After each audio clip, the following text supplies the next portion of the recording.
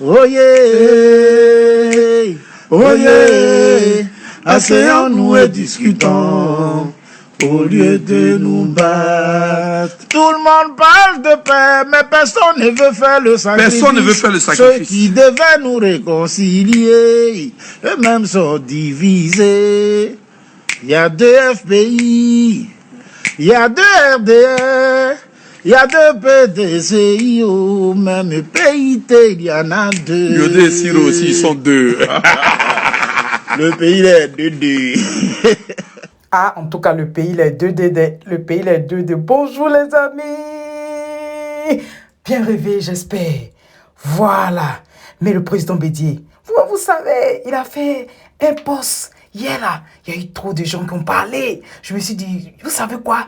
Je vais laisser les émotions, voilà, vont descendre un peu. Parce que les gens étaient un peu trop sur la défensive là. Quand c'est comme ça là, les gens ne peuvent pas bien écouter. Voilà. Donc je suppose que vous avez dormi un peu. Comme on dit la nuit porte conseil. Maintenant vous êtes réveillés. Vous êtes disposés maintenant à écouter. Voilà. Donc, sans plus tarder, nous allons écouter le président Henri Konan Bédié. Ok, donc il a fait son discours hier pour parler, voilà, de la suite du programme. Parce que tout le monde était là, mais c'est comment on fait des CNT là, c'est comment on n'entend plus parler de ça, on fait comment, on est là, on ne sait pas qu'est-ce qu'on doit faire. Bon, le président Bédié a pris ses dispositions avec tous les autres membres des différents partis politiques, tout en excluant le resto, hein, voilà. Ils se sont rencontrés, ils ont discuté et le président Bédié a fait un discours. Voilà, j'ai préféré attendre le discours audio parce que souvent, là, quand c'est pas écrit, là, on peut interpréter ça de différentes manières. Voilà, donc je vais vous laisser écouter le président Bédié. Je mets juste la fin parce que le début, là, c'était juste un rappel. Le rappel qu'il a fait pour dire que, depuis le début, il a cherché à parler à, comment on appelle, à Zoku. Zoku ne voulait pas, tout. Il a expliqué un peu, vous voyez, non, voilà. Jusqu'à, il est arrivé à la marche du 10 octobre, là. Tout ça, là, il a dit que jusqu'à là, encore, il demandait encore un dialogue. Zoku dit, il voulait pas. Donc, on va pas revenir dessus. On veut savoir, comme vous-même, je sais que mes frères et sœurs aiment savoir ce qu'on doit faire, là. Voilà, ce qu'on doit faire, comme les anglophones le disent. What's next? What's next? What do I need to know? Voilà, ce que vous devez savoir. Écoutez le président Bédié et puis on va parler à la fin. D'accord? Comme je dis là, je vais mettre juste vers la fin là. Ce que vous devez savoir. D'accord? Ok, à tout à l'heure. Si c'est ta première fois sur ma chaîne, Aseo, Bia, Awukwa, Nasibo, I danser, Iniche. À mon âge, avec mon expérience de la vie et avec l'amour profond que j'ai pour mon pays, comme vous tous, mon vœu le plus cher est d'apporter en ce temps difficile ma contribution positive pour poser ensemble les fondements d'une nation réconciliée et unie afin de léguer à nos enfants un héritage digne de l'énorme potentiel social et économique de notre pays. Dans ce sens, je saisis encore l'occasion d'exprimer ma gratitude à Madame Michelle Bachelet, haute commissaire des droits de l'homme auprès des Nations Unies, pour son ferme engagement dans la situation actuelle de notre pays. J'insiste auprès d'elle et lui renouvelle ma confiance pour la libération immédiate de toutes les personnes injustement incarcérées en résidence surveillée ou forcées à l'exil. D'autre part, je propose dès maintenant et urgemment, en accord avec toute l'opposition, l'organisation d'un dialogue national en lieu et place du tête-à-tête Bédié-Ouattara, car l'enjeu en cause, c'est celui de la Côte d'Ivoire rassemblée. Ce nouveau cadre de dialogue, qui verra la participation de toutes les forces vives de la nation et qui sera encadré sur le territoire ivoirien par des organisations internationales crédibles, spécialisées en la matière, dont l'ONU, ou tout simplement par des personnalités indépendantes choisies parmi nous, ce cadre remplace évidemment le Conseil national de transition que l'opposition ivoirienne avait initialement proposé. Je m'impliquerai avec force et amour et avec tous dans la préparation et la mise en œuvre de cet important cadre pour la recherche de solutions pour une paix durable dans notre pays. Les questions clés à aborder ensemble porteront notamment sur l'élaboration d'une constitution consensuelle qui garantira une stabilité démocratique avec des institutions fortes. La mise en œuvre d'un véritable processus de réconciliation qui prendra en compte le retour des exilés et la libération des prisonniers politiques et militaires. L'indemnisation conséquente des victimes, de leurs familles respectives. La réforme de la commission électorale indépendante. La réorganisation des élections, notamment présidentielles.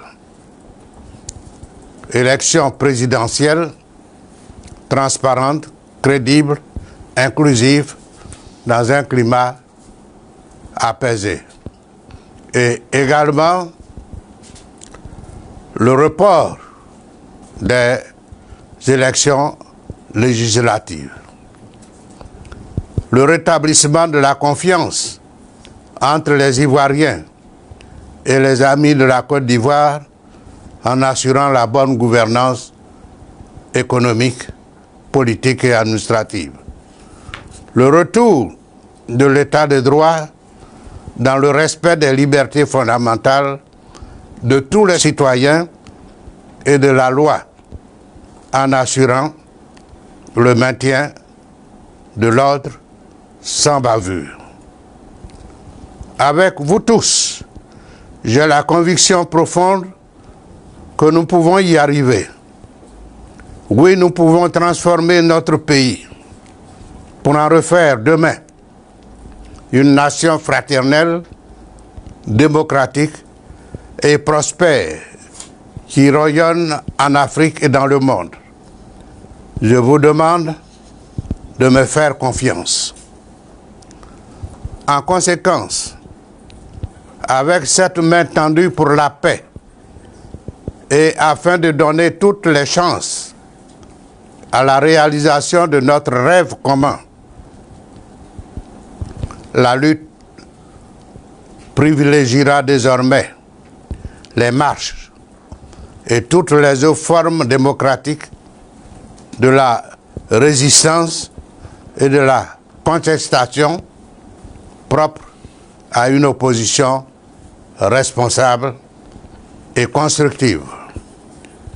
Dans le même esprit, j'appelle à la libération immédiate et sans condition de toutes les personnes, jeunes, femmes, cadres, de la société civile et leaders politiques qui sont encore incarcérés, ainsi qu'à la cessation de toutes les poursuites judiciaires à leur encontre.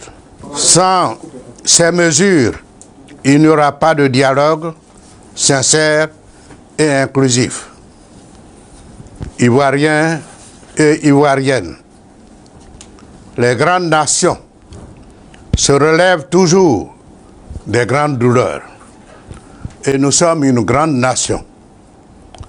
Pour conclure, j'invite chaque Ivoirien, chaque Ivoirienne en Côte d'Ivoire, dans le monde entier, dans chaque ville, chaque village à une grande marche pour le dialogue et la paix dont la date sera fixée dans les jours prochains. Notre participation à cette grande marche dans l'ordre et dans la discipline traduira également l'engagement de chaque Ivoirien et de chaque Ivoirienne pour le respect de la mémoire de notre illustre président, Feu Félix Houphouët-Boigny, ainsi que de tous nos frères et sœurs qui ont tragiquement perdu la vie au cours de cette difficile période qui a duré presque 20 ans depuis 1999.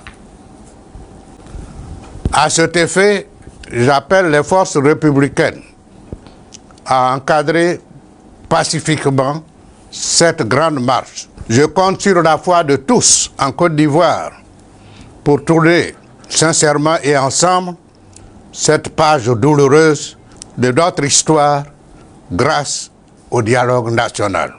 J'invite le chef de l'État à se rallier à ces propositions faites dans l'intérêt suprême de la nation, faites pour la paix, pour la réconciliation, pour l'état de droit et pour la démocratie vraie. Restons tous mobilisés et solidaires. Il n'y aura ni vainqueur ni vaincu. La Côte d'Ivoire seule vaincra par la non-violence et l'amour de la patrie.